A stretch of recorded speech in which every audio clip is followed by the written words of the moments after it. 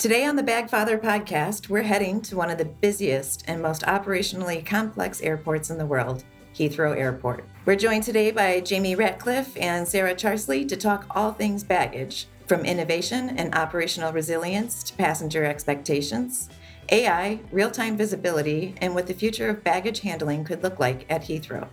At an airport where even small improvements can have a massive operational impact, Jamie and Sarah give us inside look at how baggage operations are evolving and what comes next for one of aviation's most important hubs. Jamie, Sarah, welcome to the BagFather.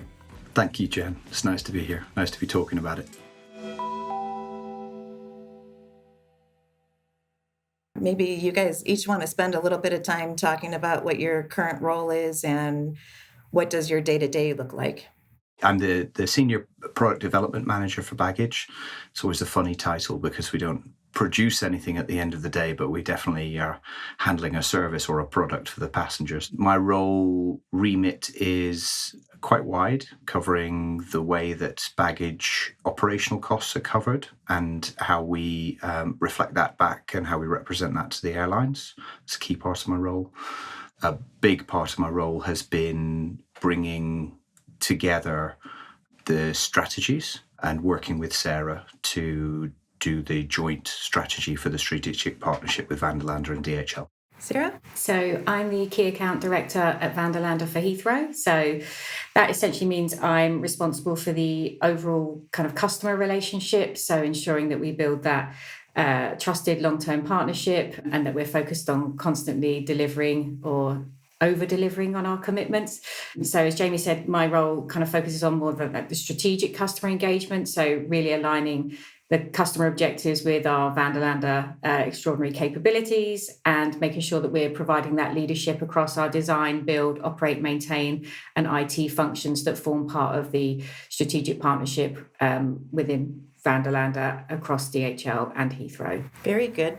Very full days, I'd assume, for both of you, trying to figure out how to make baggage run smoother, faster, better all the time. Yeah. So when I think about Heathrow, and you guys are handling baggage at a scale that exceeds most airports in the world, what does baggage actually look like for you guys behind the scenes? Well, I think it's wrong to say that we handle the most bags per day anymore. I think we might have held that crown for some time a little while ago. But I think when you look at the space available to us to do those things, we're probably one of the most intense airports in the world with regards to bags per meter squared in the sense of what we move through our airport. That provides certain challenges. It means that definitely with where we are at the moment, where we're knocking on the edges of the limits of our systems in the way that we operate, we've really got to find new and creative ways to get the most out of those systems. And some of that will be deploying technology that's caught us up. It'll be deploying things that weren't available when we built our systems. And it's finding the right way to justify the business cases to invest in those changes that allow us the space to grow and the space to operate smoothly. So is there one technology coming through currently that you feel is going to change the landscape of baggage, really fix some of those issues? Oh, Jen, don't limit me to one. It's that's going too far.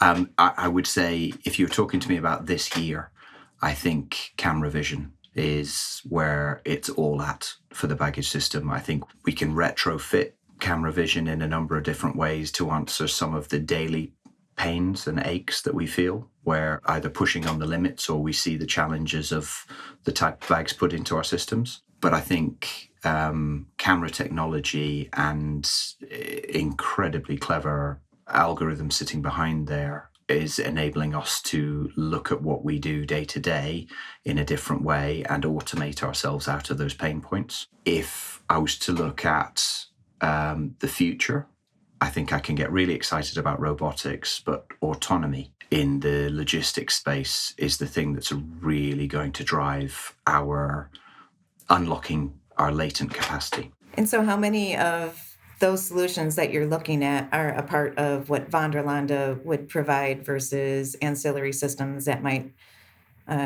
be more outside of the sortation system itself? I think we're constantly in conversation around what new technologies are available, and we are constantly doing that kind of innovative work within our innovation centres. And I think, as Jamie's mentioned, kind of robotic loading is certainly one of them. High-speed transport is another one as well, particularly looking at, as Jamie said, kind of camera vision and how we can make the day-to-day operation run more smoothly. Because I think, 20 years being at the airport, and I'm still amazed that we, process around like 100,000 departing bags a day. And we, sometimes equate it to, that's more than Twickenham Stadium has seats. So I think when we're doing that every day and we're rapidly working on a significant amount of projects, but trying to manage a live operation at the same time. And those two things have to coexist so that, you can still make sure you're bringing in those innovations, but still delivering to your customer as well. So I think the majority of the time it's, several spinning plates that are happening. So you can't take your eye off the ball just because you're kind of bringing innovation in that you kind of drop the ball on, kind of delivering the service to the customers that, if they're standing around a reclaim or they're checking in, they want that process to be as smooth as humanly possible. I mean, we all do when we travel through the airport. So I think kind of what we're looking at as well is how we can do that, but maintain safety, resilience, but also kind of grow that innovation to fix those niggly problems that we see within the systems, because every day is different, but there are some things that we know that we can still improve on, and we're not really looking at the moment, I think, for that all that low hanging fruit, because we've done a considerable amount of work already. So this is all really those incremental gains that are really just tightening up that process to make sure that bags get from A to B in as quick as time as possible, so that when the passengers board their planes, the bags are with them, and when they get off the other side, it's a seamless journey. Very good. And you're talking a lot about the passenger experience, but that's not the only stakeholder you guys have to answer to. Of course, you have all the airlines that are flying in and out of Heathrow. What does that mix look like? I mean, how much are you guys focusing on the passenger trends versus what the airlines are asking? Is that ever in conflict, or is it, answering the same mail? I think we're right at the point. So if I take us on a little bit of a journey back in time, the world changed for Heathrow. The operation changed. Everything changed with T5 coming online. That was the biggest operational change that we've seen, lifting and shifting the whole of BA's operation spread out across the airport into one place, but also adopting certain principles, adjacency, connectivity, new technologies, other bits and pieces. But that was 2008. That is ages ago. Now we've moved on, but holding on to some of those brilliant principles, bow down to the architects of it because they were so well thought through. We really are surviving today based on those principles. But all of those things go hand in hand with that relationship with the airline. We have to be integrated in the way that we're talking about it and thinking about it.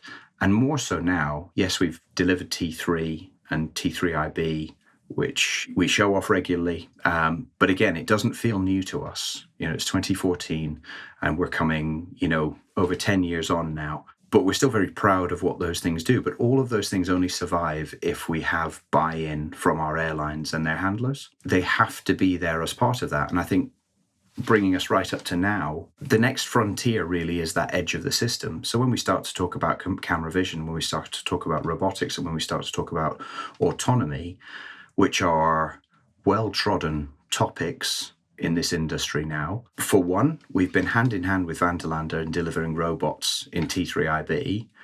We've seen the successes and the failures of those. And we're, very open to talking about all of those kind of things. But we go next into the edges of the system, and that next frontier is really where the handler sits today, and changing that world. So we can't do it without our airlines, so we can't do it without their handlers. We haven't got the space to make a mistake, so we have to do it right, and that's together. Absolutely. And thinking about some of what you just talked about, unions, baggage worker unions, how much of that affects what you guys can bring forward for technological advances? Hugely. The unions have to be bought in. And I would say in general, we've got a really supportive number of unions operating in the handler space today at Heathrow. Principally, of course, they fight for their members and they fight for their members' interests. But fundamentally, they're also there fighting for us in enhancing safety, in improving working conditions for people, in doing those things. And I think what's nice is when you start to automate, you then start to leverage those benefits and that understanding about making baggage a more sustainable place for people to be. The physical load that we put on people today, not just at Heathrow, across the world doing baggage handling, it's moving at a pace that it's never seen before, and it hasn't changed alongside other industries outside which have automated away from that heavy lifting. If you look at other industries, you only need to look at building industries and other bits and pieces. A lot of that manual handling has simply moved on. It's been replaced with really clever solutions. Baggage handling outside of those systems, and it's wrong to say that we haven't automated because we've done a lot of that, but the outside of those systems hasn't changed a great deal. So I mean, I'm really proud of the work. Sarah can talk more about the unions within Vanderlande, but with the work that we do with the airlines, their handlers, and the subsequent unions, in general we get great support. And I think what's nice about where our strategies are crystallizing is it isn't automating away from a human in the environment. That's simply not a thing. I'm not aware of anyone innovating in the space of a robot opening a ULD and closing one. A robot, and there's some really clever stuff out there. You look at Origo, you look at all these companies doing moving ULDs on and off. But the vast majority are looking at automation that relies on a human facilitating and doing those bits at either end, or at least supervising that more automated environment. And I think we then come back to who are the handlers of the future going to be? If I think about my two children, do I want to encourage them into today's environment to be a baggage handler? Probably not, if I'm being honest. Do I want to encourage them into an environment where they will be a conductor of a number of robots in an area, running a highly productive operation with digital tooling around them and really looking after customer service and everything like that? Then yes, absolutely. So, and I think the unions can see that, to come back to what you asked. The unions can see that we have to move to make the business continue to succeed. We then need to also move to be able to recruit for the future. That's a great point. I couldn't agree more with what Jamie's saying. And I think working with the unions, I think a lot of the time, I think people expect it to just be consistently combative, and it just isn't the case. It's actually very collaborative, making sure that you've got those avenues of conversation open, and particularly around the topic of safety, because the guys and girls that we work with in the union space are usually kind of come from frontline operations. So they have all the good ideas. They know how to make things better. They know how to look after each other. That community is one that's so close-knit and tight that I think that's sometimes what's the special sauce that kind of makes an airport function as well. It's just how everybody comes together. So I think it's vital that we're part of the conversation and they're part of the conversation as well. And I think, as Jamie said, this is not about kind of eroding anything. This is about enhancing and making that progress, rather than kind of, we don't want to be the kind of companies that send people home and they get to retirement age and they can't lift their grandchildren or enjoy a full life because, they can't move, or, their back hurts, their neck hurts, their legs hurt. That's not what we're here to do. This is to make sure that people are safe and that the operation is protecting them against that as well. So I think when we're talking about innovation, Jamie raises a really good point about just the sheer volume of bags that are lifted every day at an airport is absolutely astounding. And when you kind of stand back and think about that statistic as well, you should feel some kind of incumbent moral duty to think, well, I'm in a position where I can do something to improve that, so why would we not?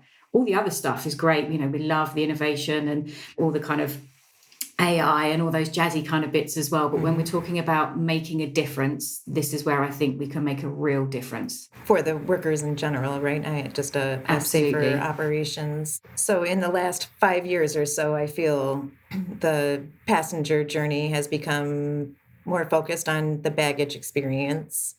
How much has that changed how Heathrow is processing baggage? I mean, does that speak louder than your ground handlers or the airlines in terms of what you need to provide to be, the airport of choice for London? Well, I can't go to talk about the last 5 years without saying that Sarah was sitting in the chair owning baggage performance pre-COVID, and we were at record levels of performance. It's been a tough few years, and I think that first few years out of the pandemic obviously caused a lot of scrutiny on where were the bags and what was happening with them. In general, that was about capacity, not about, for us anyway, it was not about process failure. And that capacity was about people on flights or enough staff to serve those flights. And so actually those bags weren't lost. Where the service levels could be improved was about the communication with the passenger. And again, a well-trodden topic on how to communicate with the passenger with a happy path of baggage service, and also an unhappy path. And I think in that unhappy path, there are certain risks. There are risks in stepping too far, having too much information, which then disrupts what would be a normal passenger journey. I used the example the other day that if I were to get onto a flight sat next to my wife and I got a message on my phone saying, "Congratulations, your bag is on board." If my wife got a negative message or even no message, well, there's two people not going to enjoy that flight at the very least, Yes. if not the aircrew. And so understanding what the right point to interact, but I think messaging to the passenger then brings me on to that topic of when is the passenger a customer of the airline and when are they a customer of the airport? My belief is whilst there is messaging to improve from the airport, for the majority of the passenger journey, they want to manage one app, one communication, have one stakeholder to interact with. And that's probably the airline for most of that stuff. Maybe not wayfinding at the airport, but other than that. So am I encouraging our airlines to use the messaging that we give them, the data that we give them to communicate with the passengers? Absolutely. Am I counseling a little bit of caution around how far to go with that communication and how familiar? And that's not to hold things back from passengers. It's really to say there's a right time to give people good and bad news. And the point at which you give them bad news is the point at which you tell them what you've done to solve it. I think as well, there's, when you put yourself in the shoes as a passenger as well, which we all are a lot of the time, it's you kind of map your journey out. So you're looking at like surface access. I just want to be able to get to a car park, get on a bus or get on the pod and get into the terminal as quick as I can. I want the check-in process to be seamless. I want no queue at security. I want to get to airside and I want to have a choice of restaurants and some, nice place to drink or shop. And then the other thing that always kind of comes out as well, and it's, quite predominant in consumer insights, is I want my bag to travel with me. So nobody sits there saying, oh, I'm okay if I've got a nice glass of champagne and somewhere to shop. But if, like Jamie said, if somebody gets a message that says your bag is not on the plane, that I think is the impact that it can have. And I think us within baggage, it's always important to us, and kind of one of our ambitious mottos is every passenger, every bag, every time. And that's the mentality that we have. We do not want to see one bag miss going through the baggage system. We all take a personal responsibility when that happens for whatever reason that it doesn't make it. And I think that that's where we have kind of that good kind of partnership and relationship. We will look at it holistically. So it's not, it was a handler issue, an airline issue, a messaging issue, or, a baggage system issue. We just want to know why it missed and what can we do to fix it for the next time, so that the next passenger that comes through, they do get, their bag on the plane and they're, off sunning themselves or on their business meeting, or, God forbid, they're going to their wedding and their wedding dress doesn't make it. So that's, the ambition for us is always every passenger, every bag, every time. And it's baggage is important to us. Absolutely. And I think we have a tendency to think about air travel in terms of we're going on vacation, and that just isn't the case so often. We're traveling to see sick family members or, sad occasions, or the very happy occasions that you need key pieces of your baggage with you for that. So you mentioned some about data that you're collecting. Can you guys talk a little bit about how much of that is in real time? And I'd also be interested to hear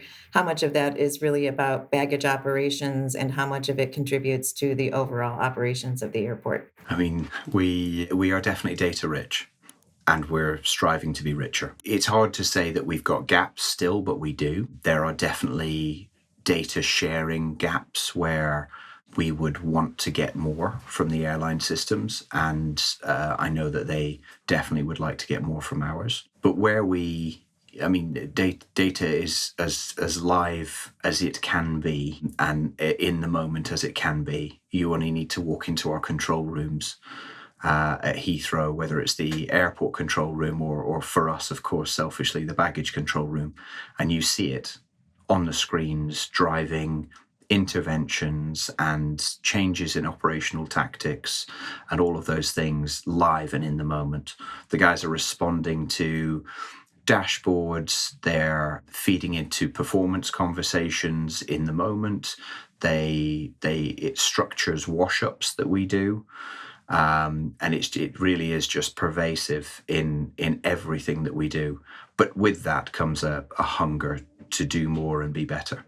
And we really are looking at the next steps of that. A great example is one of the it's hard to call it a trial anymore, Sarah, but one of the trials that Vanderlande have been doing for us with condition-based maintenance, attaching sensors where our systems are of an age that they don't do it organically. Those sensors, the low-hanging fruit that we've been able to harvest from that has been immense. It's had a huge positive impact in T3 and across some of the other terminals already. But what we're starting to do is start to see Vanderlanders be able to make decisions about the when of intervention, as opposed to the just after something's happened. No, I was just going to say, but kind of building on that, and I think that's where we're looking at that innovation, isn't it? So when you're looking at kind of condition-based monitoring, if you like, whether you're using vibration or heat and those kind of things, the data will tell us before a technician will kind of tell us, happen to walk past or hear it or see it. And I think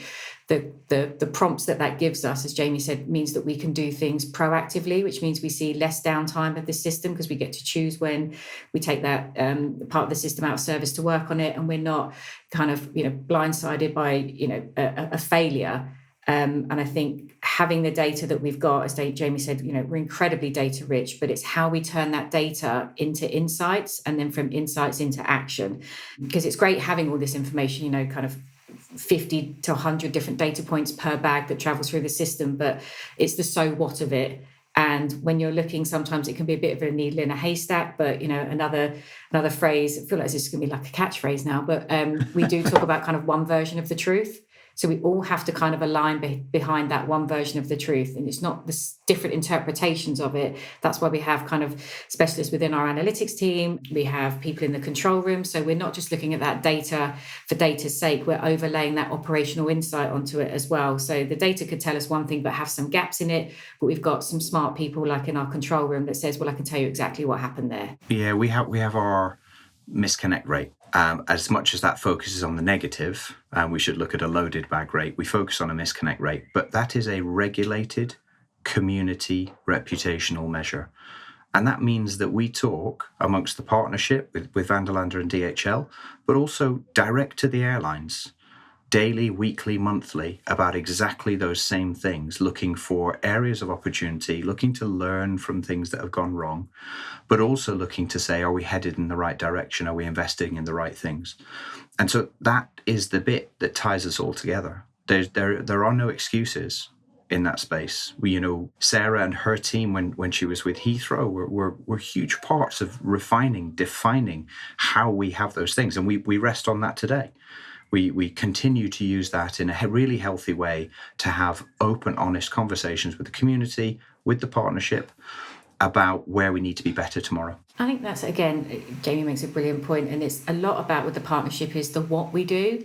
But I think the unsung hero is kind of the how we do it. So kind of, turning the partnership on, if you like, from 2020 doesn't immediately say, okay, and because it's a strategic partnership underpinned with certain behaviours that we're expecting, it means it's going to happen. That takes years of dedication and attention to make sure that we are able to start from a position of trust and respect, and we're open and we're honest and we're transparent, because you have to build the trust in order for it to be transparent. But I think we certainly get much further along in the journey of making every journey better just by having those conversations and having that constructive challenge. And I think it comes again with the people that are in baggage are usually in baggage for a very, very long time. So you build those relationships, and they're just really deep relationships founded on respect and trust. And I would go so far as to say it's a great friendship as well. And I think when you challenge constructively and you're able to hold each other to account to achieve the best outcomes, that's only going to be beneficial for our airlines and our handlers and our passengers that choose to travel through Heathrow Airport. And so when I think about airports, and I mean, really, you guys are a lot competing for the same passengers, especially if there's another airport in your general area. But how much are you guys really collaborating with other airports to learn what their successes or failures are, or how you could improve on something that they've tried to accomplish? We are I doing think, that yeah. constantly, I'm pleased to say, Jen, and particularly with Vanderlande being a global company. Myself, I have fellow key account directors in Schiphol, Istanbul, Jeddah. So we've got a kind of a community of conversation that happens. We also go on kind of airport visits together as well to kind of look at the latest innovation that perhaps is happening in China, as an example, and over in the Middle East as well. So we're not geographically focused only on Heathrow. We're about bringing the best of what the globe has to offer to Heathrow. And we also innovate some really fantastic stuff at Heathrow that I'm sure will be used in other airports globally as well. So it's absolutely knowledge sharing. And I think to kind of isolate yourself from that would be foolish. And I think the constant kind of conversations, whether it be with my account director partners or within Heathrow in their own kind of visits, but equally people are really desperate to come to Heathrow as well, because we hold Heathrow up on a pedestal as being, as Jamie said, fantastic with the innovation that we saw with T5 and then the, enhancement in innovation with the robotics in T3. People still kind of want to come and see that, 10, 15, 20 years later. I think for us, Jen, airport to airport, we benefit from everything that Vanderlande and DHL bring globally. It was one of the reasons we chose them for the strategic partnership, and one of the commitments they made as we signed up together. As airports, you'll know that we're connected to Schiphol, Brussels, Oslo, and Incheon through the Boost group. That's been eye-opening for us. I think it's easy for us as an airport to think that we know the best. And once you start really sharing, and you have to push the comfort levels, once you start to really start sharing stuff with other airports and really pushing the conversation into those difficult topics, you really start to understand that you're not alone in your problems. Every airport in the world suffers from similar problems. Mm-hmm. The scale which you have them at, the frequency, that might be the change. In Europe, it will be labour shortages, or labour costs, I should say. In the Middle East, less so. So the drive to do certain things is at a different pace, but there's an inevitability about the direction that they're going.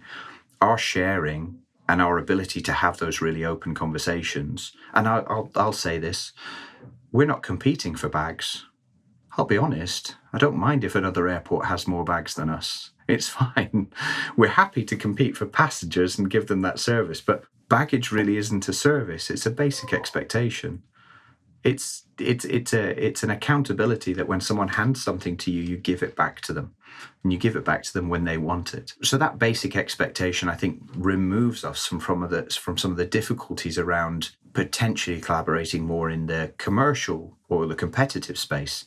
It removes it for us. It gives us an open door to say, oh my word, have you tried this? What happened? Oh, actually, well, if we've learned all of this at Heathrow and we share that, that's us starting to try to be a better customer for the industry. Because I'll be honest, we're not that easy. We're really not easy as an airport to deal with. We're incredibly busy, as you said. We very rarely take a day off, never.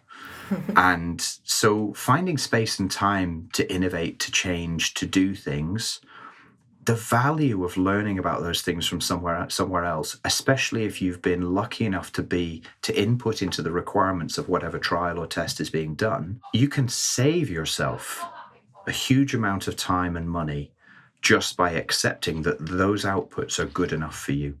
And it's starting to, I think, to benefit, because then it's one voice amongst 5 airports being clearer back to the industry, as opposed to potentially what's been done in the past, which is bespoke solutions for each airport, which does not drive efficiency into the industry. I agree. It feels like the last 10 years or so, there's been better collaboration amongst airports who are no longer so afraid to talk about what solutions they're using and willing to talk more openly about where their failures or their successes have been. And that it's great to see. And I really appreciate everybody in leadership that's willing to be a part of those conversations. No, it's good fun as well.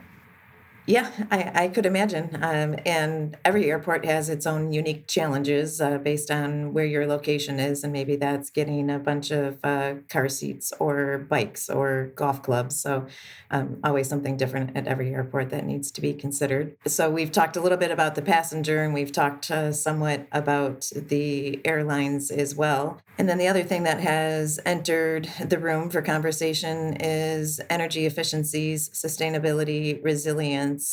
How much focus does Heathrow and Vanderlande put into what they're bringing forward in solutions to combat all of those things as well?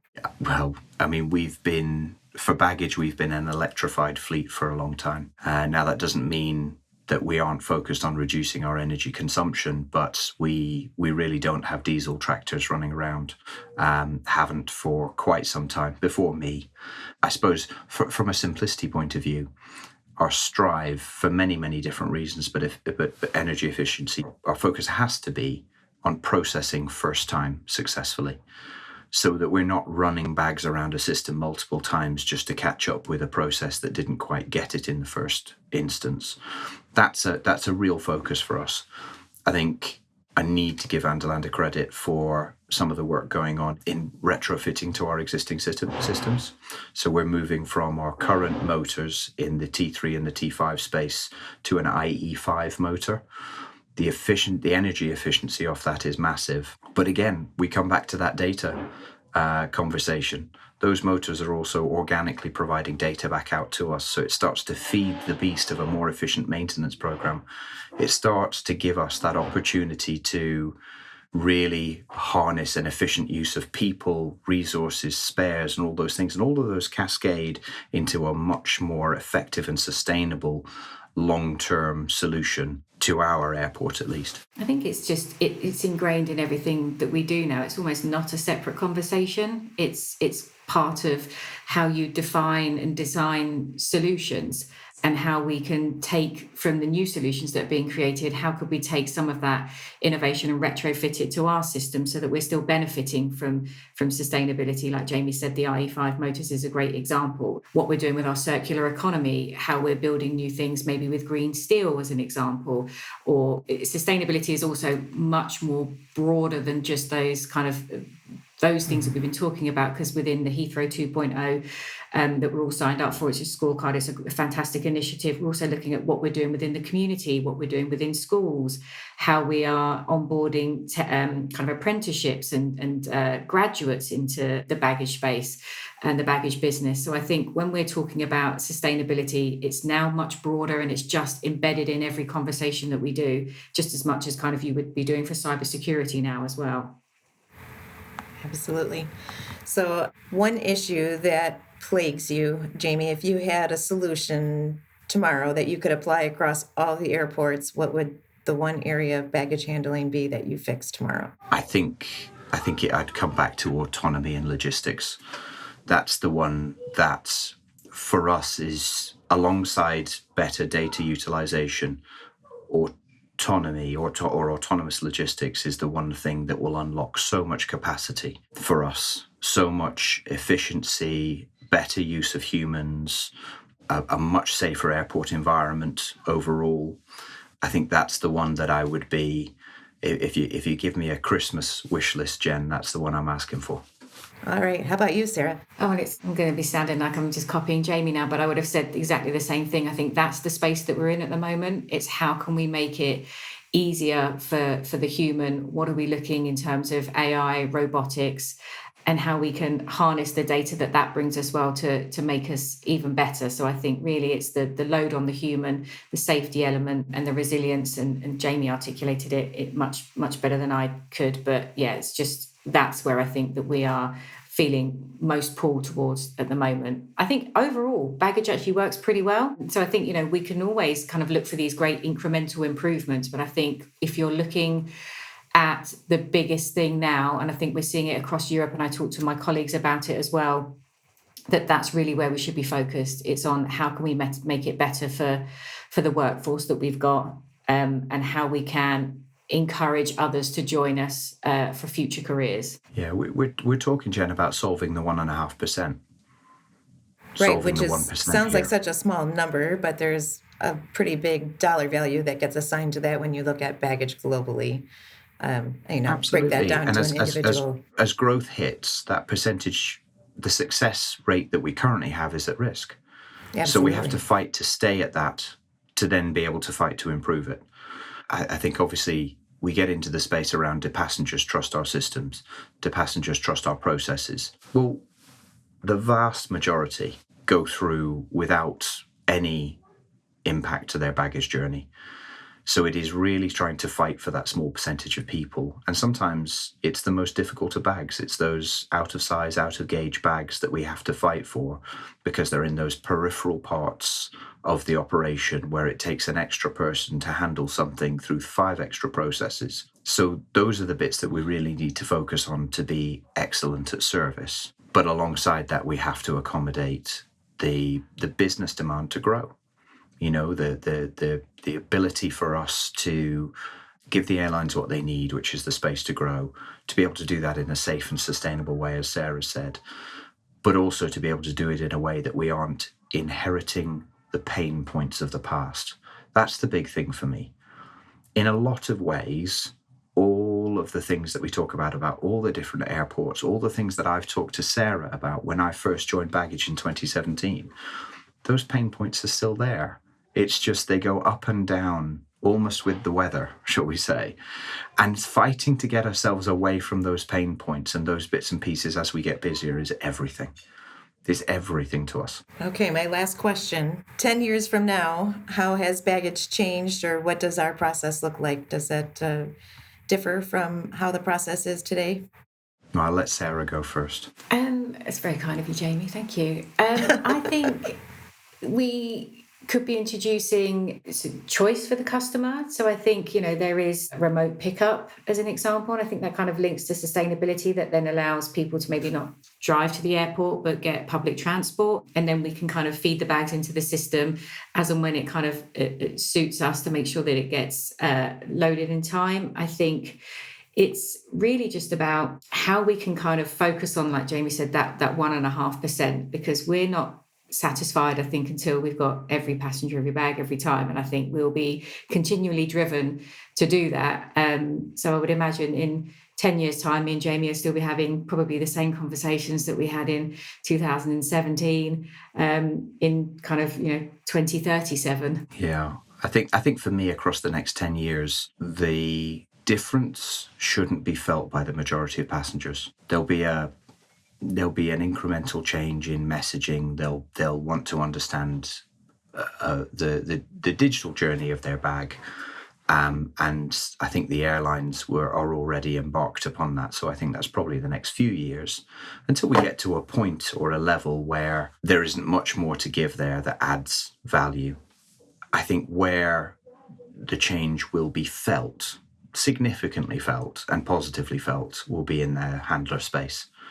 I think where we step into either fully automated or semi-automated loading, I think suddenly people will be going home feeling very different. I think weekends will feel different and not so much like recovery. Right. I think our productivity levels and our understanding, automating away from hand scanning, automating away from those bits and pieces that are a juggling act of tasks that the handler needs to do in a certain space, and giving them real meaningful tasks. And I think we will see that stuff. Whilst our journey to a fully automated environment is much longer than 10 years, Jen. We don't invest that fast. We don't move that quickly. Mm-hmm. I think you will see significant steps taken in the next 5 to 10 years where the other areas will then push to catch up. So I think the passenger, I think we should see the trust levels improve, but that's just through a more reliable performance as opposed to anything that fundamentally changes it. But for the handler, that world should feel really different in 10 years. That's great. Well, a huge thank you to Jamie from Heathrow Airport and Sara from Vanderlande. This conversation really highlighted how baggage is no longer just a behind-the-scenes operation. It's becoming smarter, more connected, more predictive, and far more central to the passenger experience than most people realize. From innovation and operational resilience to the future vision for baggage at Heathrow, there was a lot to take away from this episode today. If you enjoyed this conversation, make sure to subscribe, follow, and share the episode. And as always, thank you for listening to the BagFather.